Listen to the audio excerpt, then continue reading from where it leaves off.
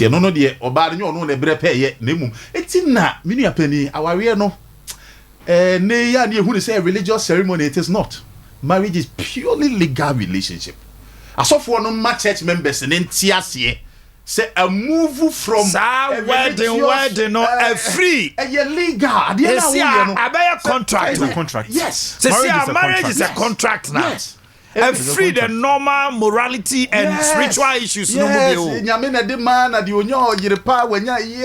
but then your man say it affected the rights of the people. In fact, impossible. Small boys they go church, and if you know come Bob Bram or Mammy. Impossible liabilities here. I thought they be annoying. When he said chapter 5 of the 1992 Constitution, Emma Equine say as an individual, who bet me acquire property alone or in concert with other people. But now Supreme Court decisions on mama or matrimonial property, you know, say why we're some of us actual articles about it.